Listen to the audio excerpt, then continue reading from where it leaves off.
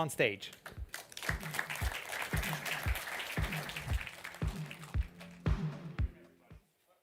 Music there? Good afternoon, everybody. I hate to interrupt everybody from coffee and sugar. So we all have to wake up here. I'm going to talk a little bit today about cultivating trust in AI. And the first part of that is class participation. So what is artificial intelligence? Anybody? Show of hands here. I'm going to scream out. We don't have so many mics here. Anyway. Come on. Shy audience. Blade, what's the answer? I'll let more experts speak about that. Come on. What's the answer? How about machine learning that simulates what a person might do? Okay. Somebody else, please. Over here. No, Yep. You don't know. Oliver. AI is super exciting and something we need to embrace.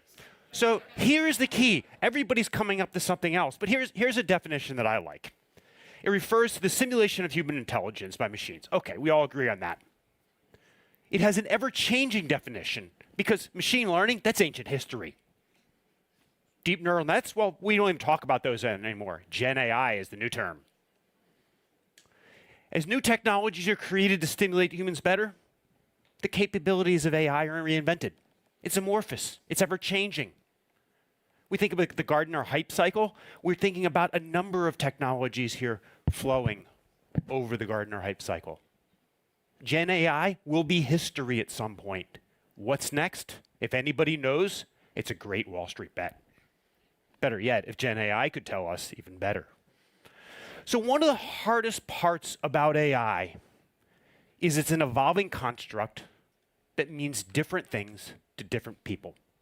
Much like we all can't easily raise our hands and say, I know the definition of AI. Different stakeholders are thinking about this problem differently. Most importantly, researchers have one perspective. Hey, AI researchers, separating cats and dogs is science. Policymakers, protecting biases, protecting sustainability, ensuring we're providing equitable solutions. Investors, how are we going to make money with this? Tesla, NVIDIA, two companies incredibly valued on the promise of AI. We can think about countless others. Customers, what do I want? What do you want? I want products that make life seamless. Connect me, allow me, as we were talking about earlier in the day, to speak to the system, turn up the heat in the car. Turn down the volume of the radio. Make song selections for me. Simple things that are intuitive and make life easier. If we think about design as the conversation was going earlier, AI to assist in design, AI to help me do things, connect with me, enable life as we know it to improve. So there always seems to be these days, and has been for some time, new topics that are hot in AI. Some news clippings from this year, but we can all open our phones, do a quick ChatGPT search. What's new in AI?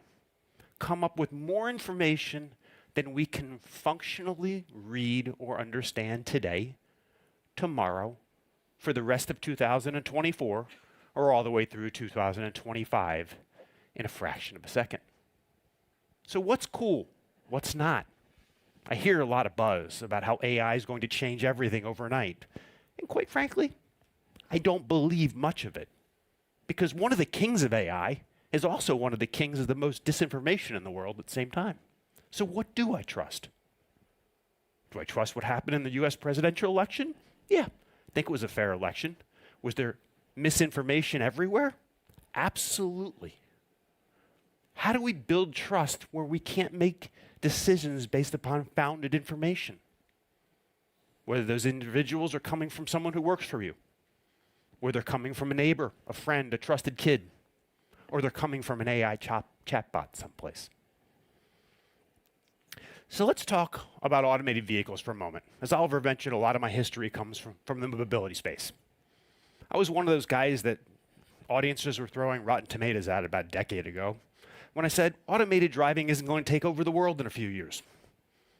Some of my best friends right now said, You would have made us a lot of money if we listened to you. And some others said, well, you saved us a few $1 billion in investment by listening to some of this perspective. The key is technologies don't change things overnight like the iPhone too frequently. We evolve over time. And AI is no differently. Gen AI has been here for 2 years. It's in lots of different things in lots of different ways. But we didn't wake up one day with a new technology that changed how I walk through my day. So when we think about automated vehicles, the path and the road is really long and winding. Lots of complexities involved.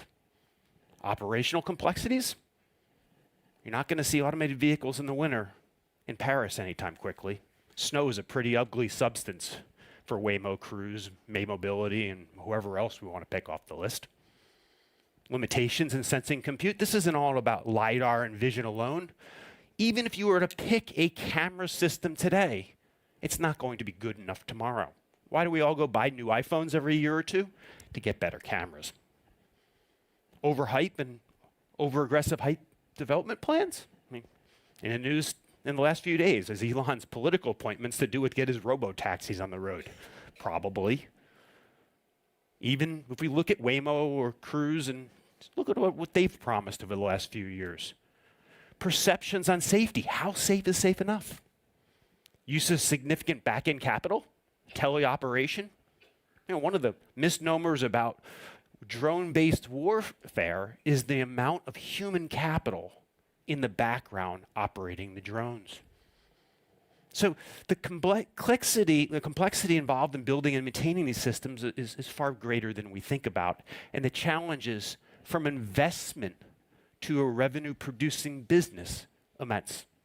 So one of the biggest issues in automated driving to me is not whether the technology can survive, it's whether the businesses can find the runway of billions of dollars to live for 10, 20, 30, 40, or maybe 50 years until highly automated mobility can truly be on a per mile basis profitable.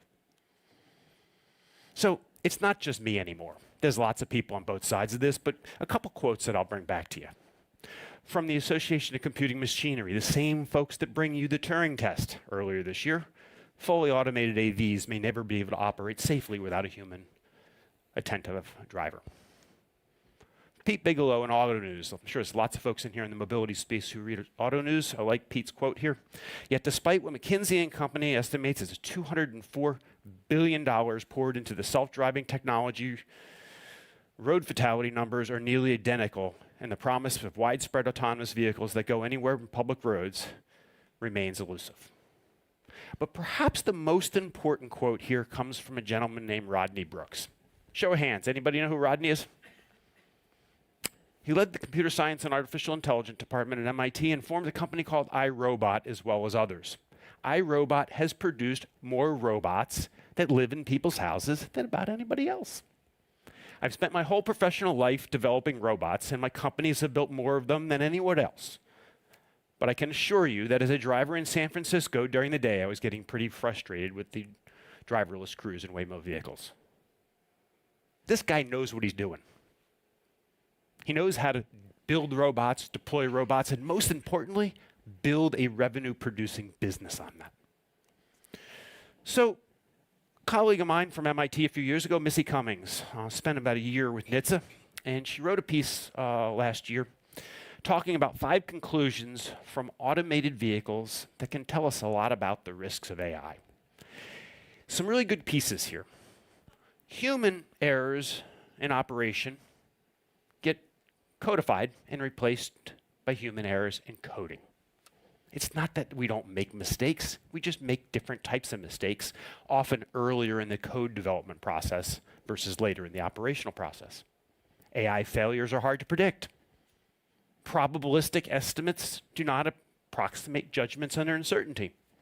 But perhaps the most important element to me that she mentioned is maintaining AI is just as important as creating it.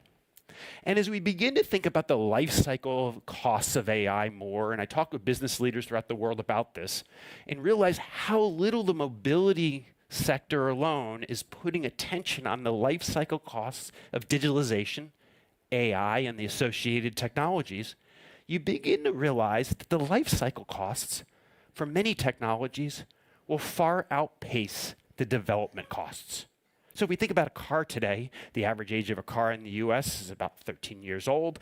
The average age of that powertrain is probably somewhere around 25, 30 years. How are we going to maintain the AI systems for 30 years, let alone the cameras, the sensors, the hardware, and all the other pieces that go into this? I'm not saying we have solutions, but we can't be thinking about get the product to market and figure it out later on.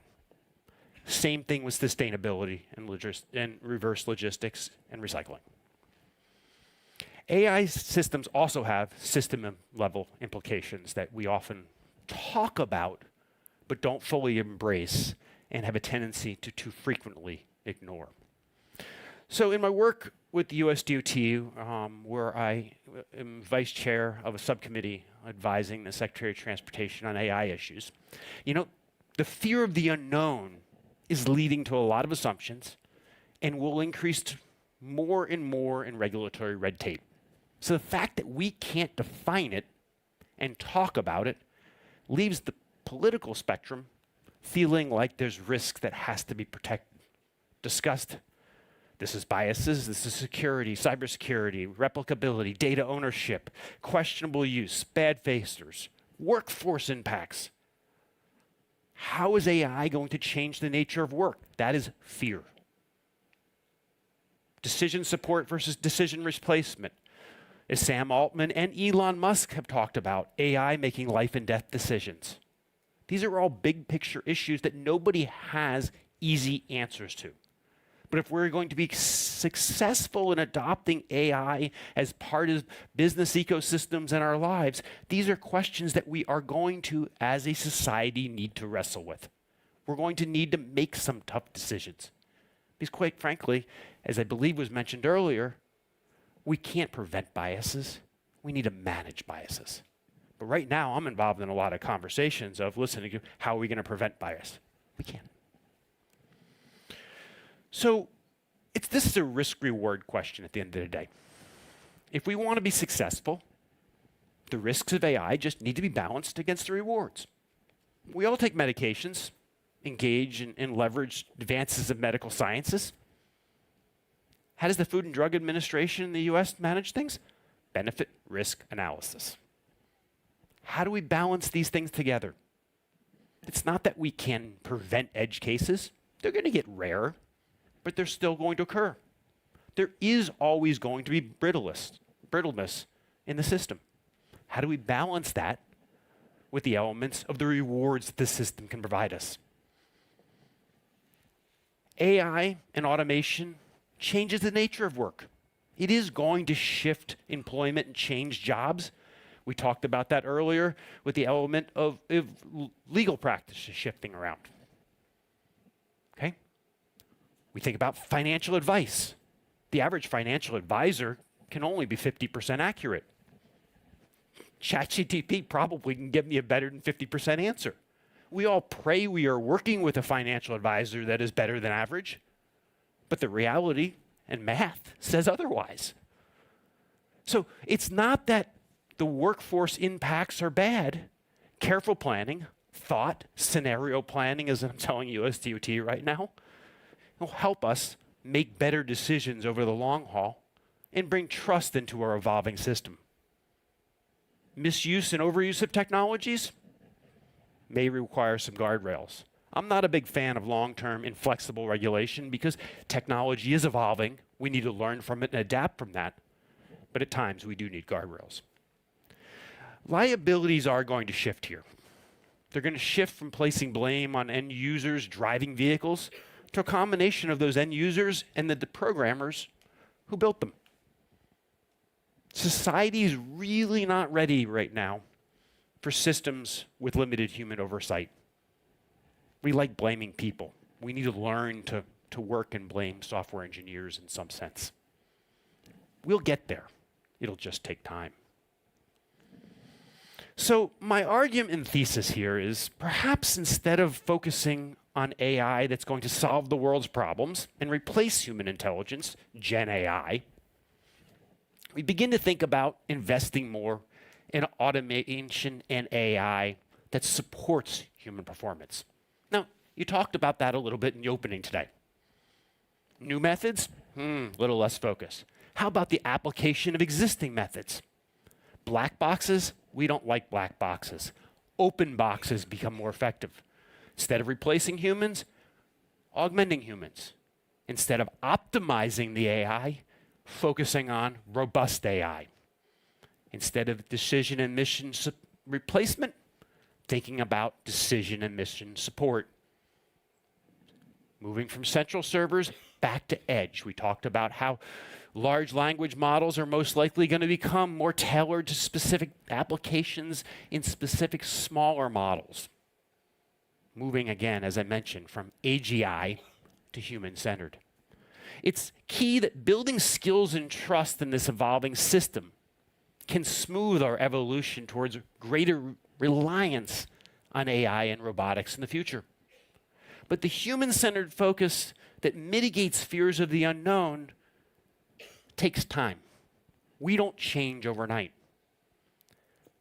Augmenting our experiences, reducing our fears of the unknown, and perhaps what we've seen in the movies, will reduce the roadblocks that right now are being created to impede the societal benefits of these technologies.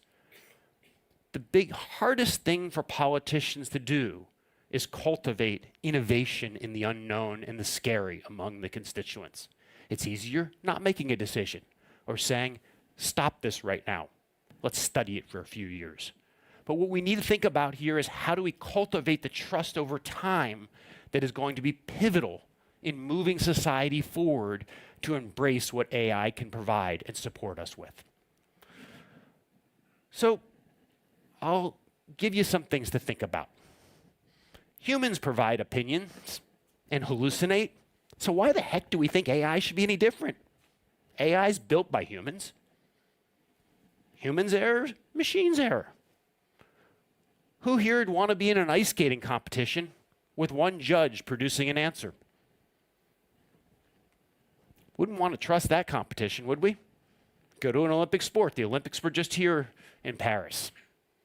You'd want multiple judges offering multiple opinions that we rank together. When dispersion of those opinions is not far, we're really happy with that. In the sciences, we use things like intercodal reliability. We asked a third person to look at two different people's work to say, do we agree? We all sit in meetings all the time. What do we do in meetings? We discuss topics. We try to build consensus. So, what is AI? At the end of the day, AI is just offering us an opinion. Whether it's an opinion given by ChatGPT or Gemini, it's an opinion. How do we weigh those opinions together? But when we begin to think about the answer of these black boxes as opinions, as opposed to factual information, we begin to realize that these are very important opinions. These are opinions that are, quite frankly, often better than average. We can weigh the opinion of an AI engine with me, with you, come up with a better solution that blends the two of us together. Figure out when, quite frankly, one of us is hallucinating, because that happens every day. Whether it's hallucinating with my child, a colleague, family member, or somebody else. So as soon as we begin to think about AI as an opinion as opposed to a fact, we can begin to embrace that it's not perfect. Well, why do we think it's perfect? Because we're enamored with robots that were part of our lives in the Jetsons-like science fiction that did show up perfectly on time. And quite frankly, at some point in the distant future, maybe AI will be close to perfect. But that's probably not in my lifetime. So the future is going to change. Today, we often do things. My kids still learn to write. Tomorrow, we're going to embrace technologies as we are beginning to today, like ChatGPT to write for us, create new information, designs. AI is going to change human skill. It already has. Anybody here want to drive without a power steering system in their car? or the tipping point in automation has nothing to do with level 4 robotaxis to me. It's automatic transmissions. You in Europe seem to keep your hand on the stick a little more. But these were once core human skills. We will evolve from that. We can't avoid it. We need to think about ways to embrace this evolutionary process. We need to think about, do kids really need to learn cursive writing? What languages should they learn? Translators are a very different thing now than they were. What's education look like? What does driving look like? Embrace change, look for change, accept the flexibility that we need to have as dynamic organizations to succeed in a world that is going to continue to change. So building trust in AI and the evolving systems around it is really what I see as key.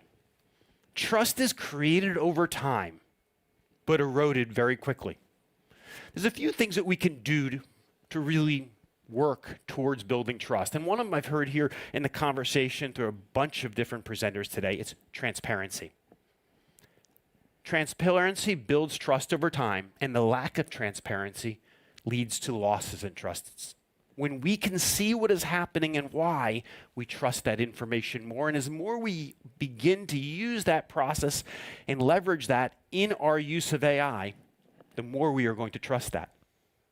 Second, first impressions matter. No different than when any of us meet. My first impression with AI, if it is underperforming, is usually associated with a negative reaction. If it overperforms, it says, wow, that's cool. So if I set the expectations low, Honda, underpromise, overdeliver, what happens? I build better trust. Biases can't be eliminated, as I said earlier. We need to acknowledge it. We need to embrace it. If we're building a chatbot to make recommendations on women's clothes, why would we expect it not to have a bias? It should. That's okay. Network limitations are always going to exist. Edge learning, edge compute, we talked about this. Keep the information and the privacy segregated. The more I can trust where my information is, the better. We know this. Let's be transparent about it. We've talked about water, we've talked about energy. Sustainability is a really important topic here. Electric vehicles, are they sustainable? Quite frankly, not for the bulk of us. You have to drive the right mobility patterns for electric to be the answer. You don't think consumers are going to understand this in the long haul? Transparency is king. So the challenge becomes developing a mindset where we begin to effectively match problems, tools, and solutions. We just don't need more compute for the sake of more compute. We need to be thinking about how much compute we need to match the problems and the solutions. So there's always going to be innovation, bringing the private sector together with the public sector, looking to harness the power of change, leverage AI, is critical.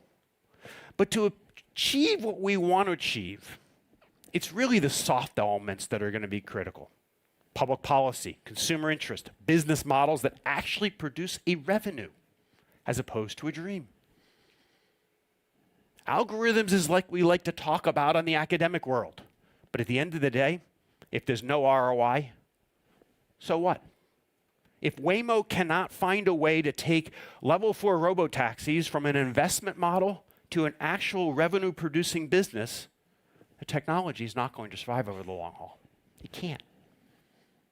So the difficulty is finding the balance between where we need humans, human expertise, human understanding, and machine intelligence. So I'll bring this back to assisted and automated driving to close up here. This is, by and all, a mobility-focused audience. So I often get asked as a futurist, where are we going? Is automation a savior in the making?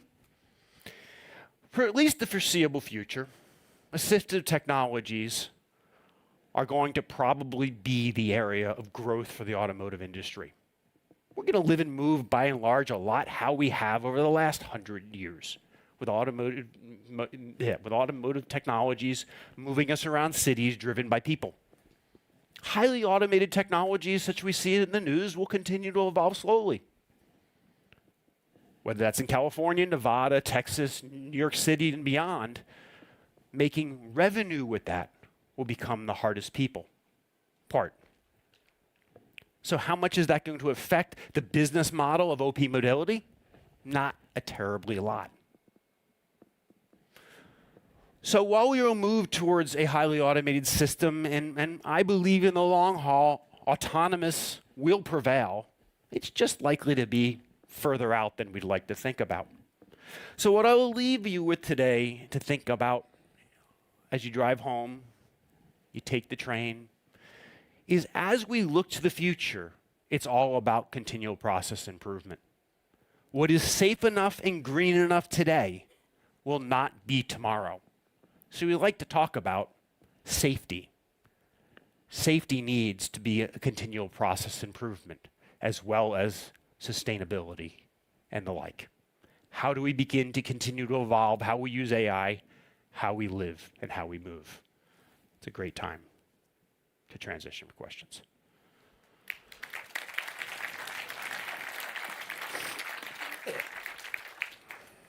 Thank you, Bryan. There's questions coming in. I can remind everyone you can use the Pigeonhole code if you want to ask questions. The first one, does this useful and fair critique only apply to Gen AI LLMs or also to other types of AI? I think it really applies broadly to all types of AI.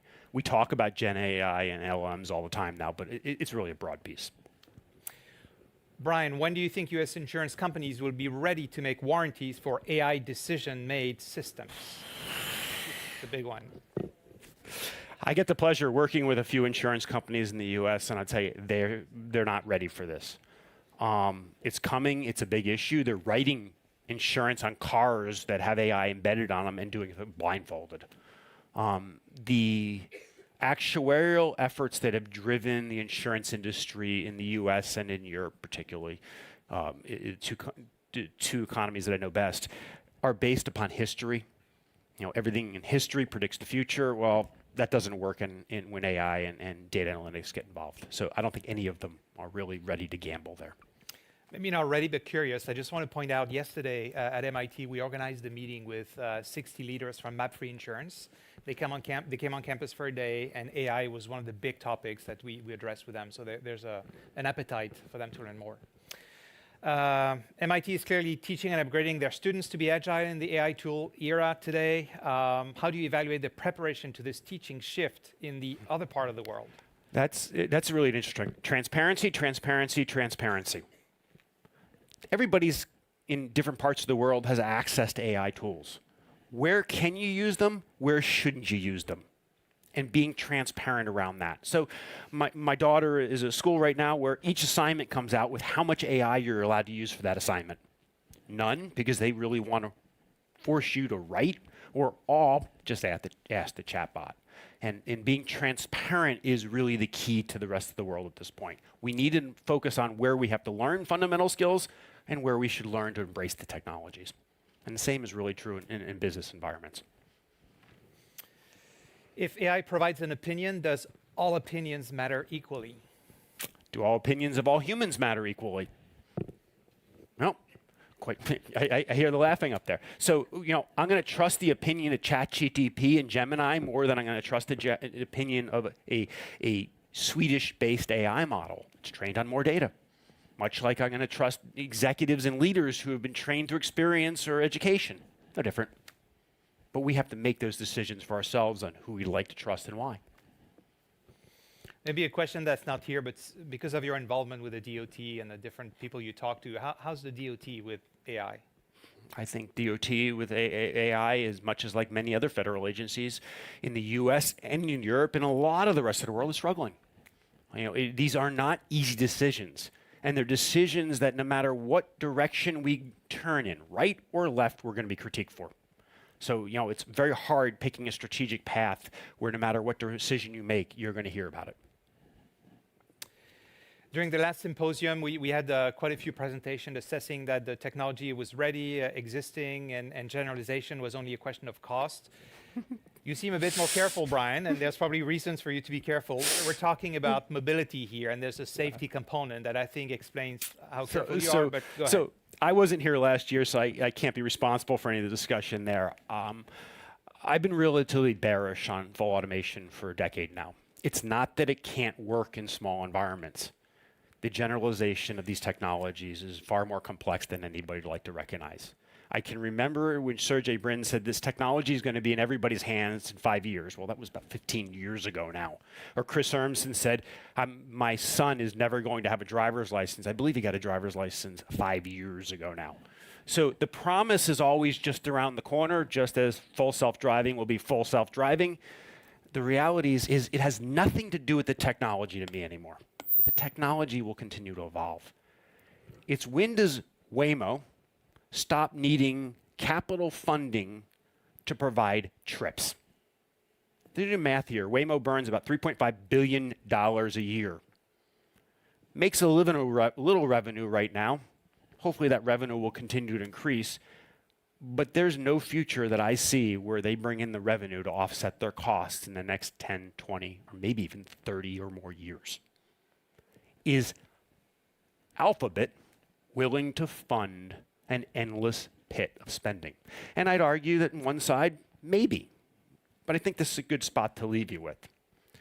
And I just want to point out the clicker just went at 0. So right now, Google prints money through search and advertising at a speed that we can't even conceive of. What happens if the search engine that ChatGPT released a few weeks ago becomes all of our defaults? Interesting. You change the dynamic of the internet overnight. You vaporize the money trail that is fueling Alphabet. And the cuts start very quickly. So how many, show of hands in the audience, have switched their search default to ChatGPT? That's in 2 weeks. If we ask that same question 6, 8, 12 weeks from now, I suspect there's going to be a lot more hands up. Yeah. Each one of you is defunding Waymo, Alphabet, etc. How will these dynamics shift? Thank you, Bryan. Thank you.